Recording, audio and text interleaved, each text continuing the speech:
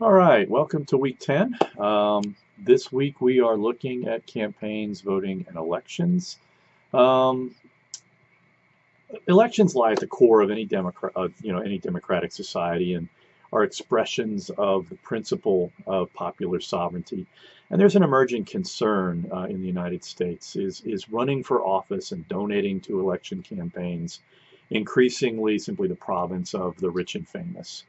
In 2015, the city of Seattle began an experiment, and they provided residents with $25 vouchers to donate to candidates running for city council. And the program was funded by an increase in local property taxes, and it was called the Democracy Voucher Program. And it largely succeeded in encouraging new types of candidates to declare and to run. For example, Pat Murakami is an IT professional, had lived in Seattle for 40 years and served on various school and community associated, community related associations, but decided to run for city council because of the vouchers. And in 2017, the vouchers comprised 90% of Murakami's funding. And she won the primary election for city council, but ultimately lost the general election.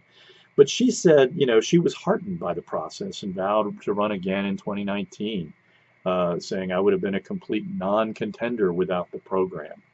Um, so the Seattle experiment appeared to have boosted voter interest and turnout. Residents who had voted in fewer than half of local elections before 2017 were four times more likely to vote in 2017 if they used the vouchers. And of course, one of the downsides of the program was that a lot of Seattle residents thought the vouchers were junk mail and threw them away. And so the city ran commercials using a talking dog to remind people that the vouchers were for real, with the dog saying, "This is my human. She's looking for democracy vouchers, but she's not going to find them because I ate them." So to date, the program has survived, a variety of court challenges. And again, the point of the whole process is to, again, increase participation in local elections. And that's one thing as a political scientist that we can say is a real problem. And that is that, turnout, tends to be fairly low even in presidential election years. It's really low in midterm election years.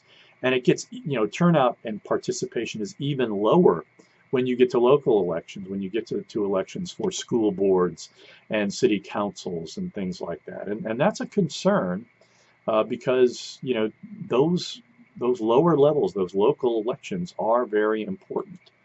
Um, and so the question is, should we be investing in local participation? Should we be trying to do more to actually increase uh, Americans' willingness to participate? It's not simply about whether they're eligible to vote, but whether they're inclined to participate.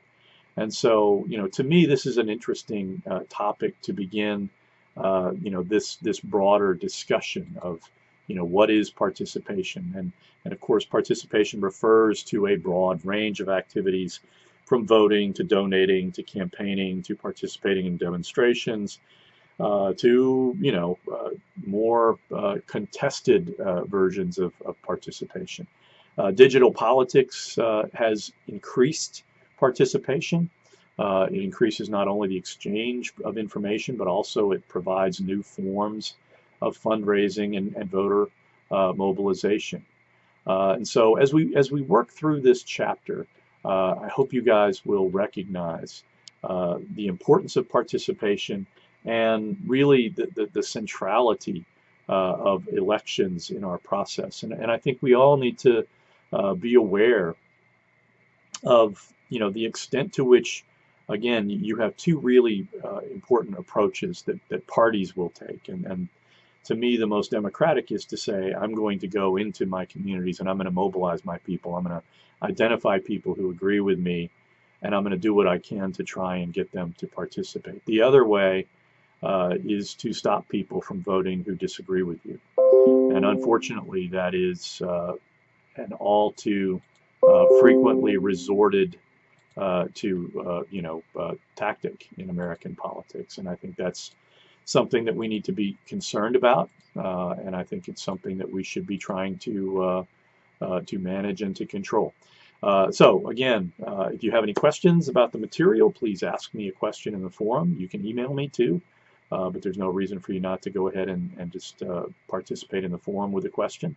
I'm always happy to answer them, and hopefully we can have a great discussion this week.